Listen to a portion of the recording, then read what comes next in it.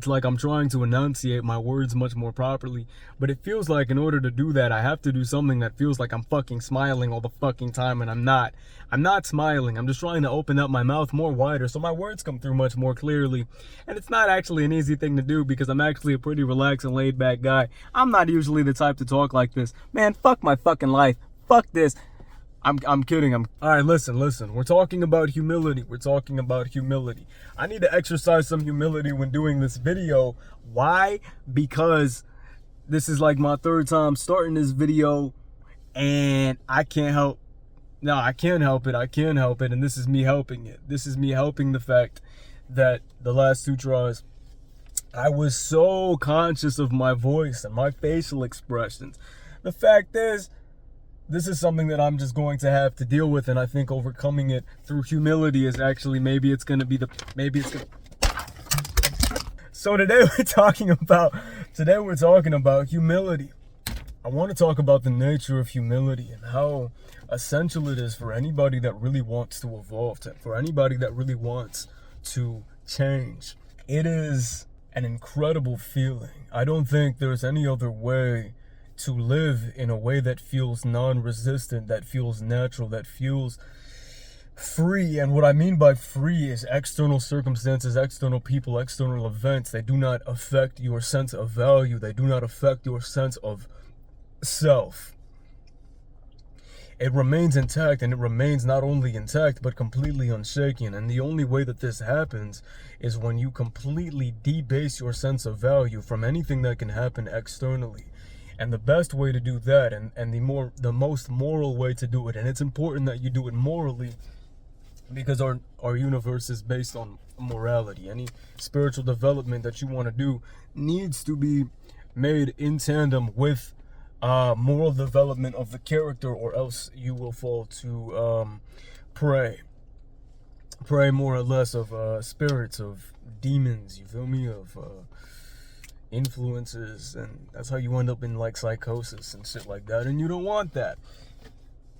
So, but humility, it's like when you it's to move through the world in a way that feels easy, free, but also increases your willingness to engage with the world in a non-egotistical way. This means if you want to evolve in the most effective way possible, if you want to engage in your relationships in the most effective way possible, if you want to move through the world in the most calm and unaffected way possible, and also maximize everything that I mentioned before, you really want to have that humility factor. And the definition that I wrote for humility, I wouldn't say is an extensive one. I wrote non-attachment value. And what I mean is your value is not attached to anything.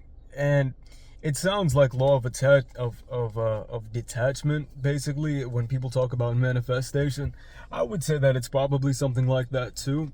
It's a bit of a tricky thing. I'm trying to sort of explain it on the go here. Non-attachment value. What does humility feel like? It does feel something like that, but it doesn't feel like a detachment. It feels like a lowering of the ego. And the benefits here, it spans across everything, like just about everything. Like in work, your level of humility will allow you to engage with people in a way that feels much more free. Even if it means they're criticizing you, you criticizing them, you accepting more or less responsibility, you suggesting things that you want to be changed. If you come at these things with a sense of humility, right, and non-attachment, then let's say you get into an argument with somebody and they come at you. You don't take it personally and activate your defense mechanisms and come at them. No, you're coming from a place of love and genuinely wanting things to go as well as they possibly can. Because you are not attached. Your sense of value is not attached. If you want to change, if you want to transform, if you want to learn a skill, if you want to do something bold or courageous, you can do all of these because your sense of value is not attached to those things. But also, this is the how-to section here, and I might be speeding through this, but these things, they all sort of connect. If you want to be humble, in order to be humble, I wrote down a few things that I think are necessary for it. One of them is openness in spirit. Openness in spirit. It's like you're receptive to everything. It's like you have no wall up to the world, right? The next one the next four, I'll tell you right now: non-ego, acceptance, transparency, and love. These are the four things that I wrote down. Non-ego is self-explanatory. Do not boost yourself up over anything that's going on, right? Keep yourself genuinely, right? And this really ties into everything else. Acceptance.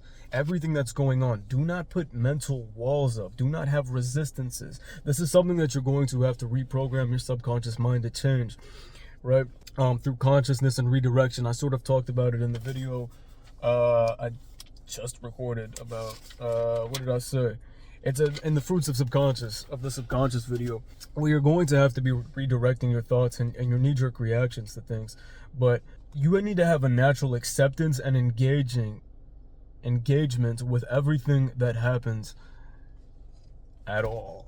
Like, you need to have that. And then there needs to be transparency in the sense that as you engage through the world, you really need to be a generally expressive person. And what I mean by expressive is not like in an extroverted sense. I just mean in a non-repressive way. Anything that is not expressed is repressed, right? Like, anybody that's been in a successful relationship will tell you communication is key. What does that mean? It means expressing every part of. If you have a doubt, you need to express that. If you're unsure about something, you need to express. You need to have a sort of transparent, see-through way of being through the world, where you're not being like Machiavellianism. I don't know that's what it's called, Machiavellianism. That sort of philosophy of Machiavelli, where it's all calculating and it's all power games and everything, it only works in the external world that is devoid of any spiritual reality. And the only reason that works is because the people that run the world are all ultimately demonic, and they want everybody to be materialistic and worldly. And so that's why these games work. And anybody that has any insight into the deeper realm of things, that falls apart instantly. The universe, ultimately, if you want to be in line with higher powers, it is a moral thing. It's a moral thing, ultimately. And so that's where that transparency comes in. And finally, I wrote love. Love.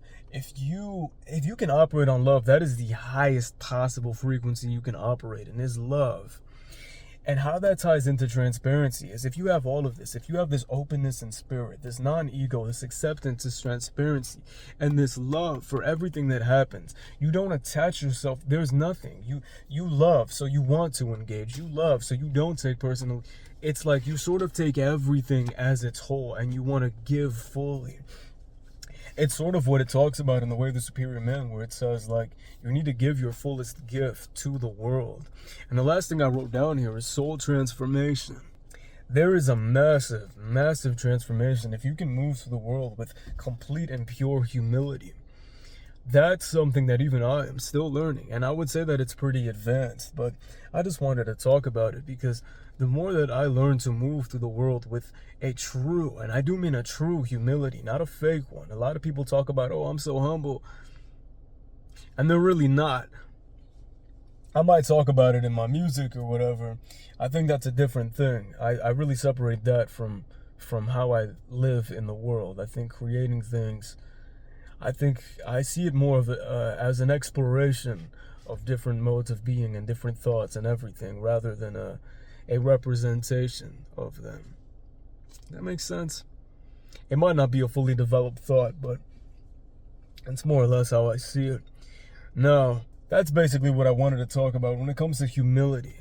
Humility when assessing and living. That's what I wrote down. Because I see it too. You really need it when assessing anything. Like, it's like I keep going back to the same things, but if you want to change, you need to assess things from a place that is completely, because you might, and you probably are in many ways, the source of the issue in your life. If not entirely, then maybe just in the decisions that you make in regards to what you involve yourself with.